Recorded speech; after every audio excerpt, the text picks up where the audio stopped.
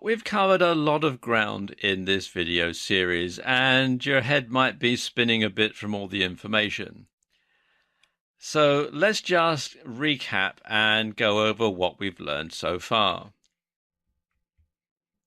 First of all, most people do niche research the wrong way.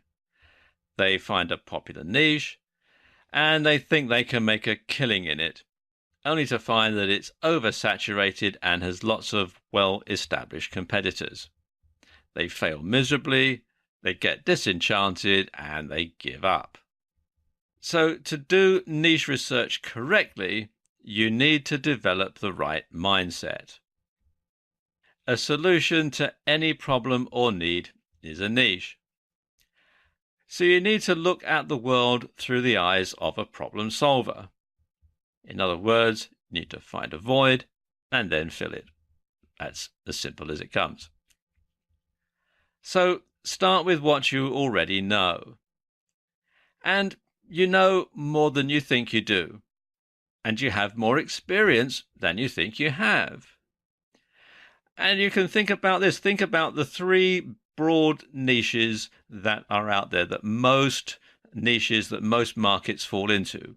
There's business, hobby, and personal life. And I'm sure you have experience in at least two of those three niches.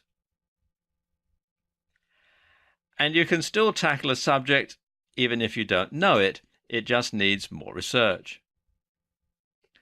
So you want to do your preliminary research, and you want to start online, and you want to look at sites like Google Trends, at tetrapeak.com to find the best-selling eBay products.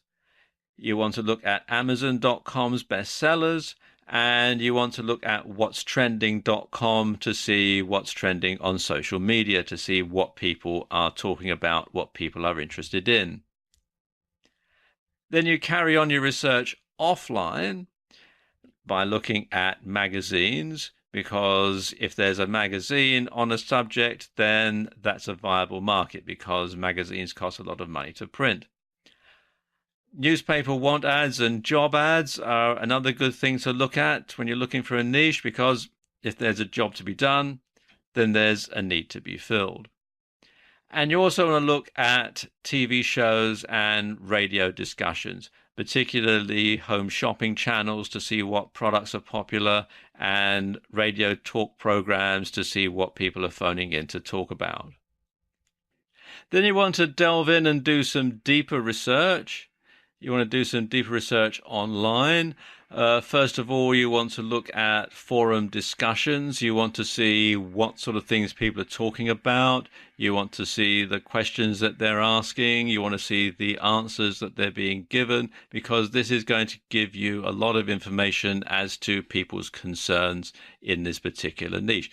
So go to Google, type in the name of your potential niche, followed by forum, and see what the results are.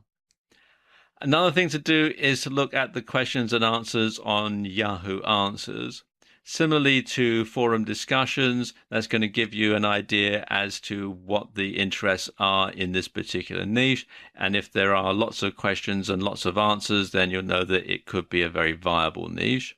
And finally, you could carry out a survey. You could use Lime Survey or SurveyMonkey for this. Send out a solo ad to someone who has a mailing list in this niche, ask your question, and offer some sort of an incentive for people to complete the survey. Then you want to go offline. If you're going after a business niche, then talk to a trade association or go to a trade show to find out what the concerns are and to assess the size of the market. If it's a hobby, then join a club or a society and again talk to the members, find out what's going on. But generally, to find out things about a niche, just talk to others, ask questions and find out what the answers are. And of course, if you're finding out people's concerns, if people have a gripe, they'll be quite happy to tell you, and then you'll know what the problem is and you can find a solution with your niche-based product. It's better to take a narrow beam approach than a broad brush one. So you'll get fewer searches, but there's less competition, so you stand a greater chance of success. And you want to niche down 3 times. So, for example, in the weight training niche, you could say weight training for women, and beginner weight training for women. Beginner weight training for women is going to get fewer searches than just weight training, but there's a lot less competition. So if you're just starting out, you stand a much better chance of dominating this niche than you would do the general weight training niche. And there are tons of online tools to assist you in niche research. For affiliate products, you want to check out ClickBank, JVZoo, and Warrior Plus. They're the 3 main affiliate sites that are going to get you good results because they are good products by people who know what they're doing. And you can also find out how viable a niche is by checking out the number of different products that there are already being sold to it. And you can create your own niche products quickly and easily. You can repurpose PLR content. You can use public domain materials, or you can interview an expert, and you can do that either over the phone or in person. And finally, research is one thing and actually doing is another.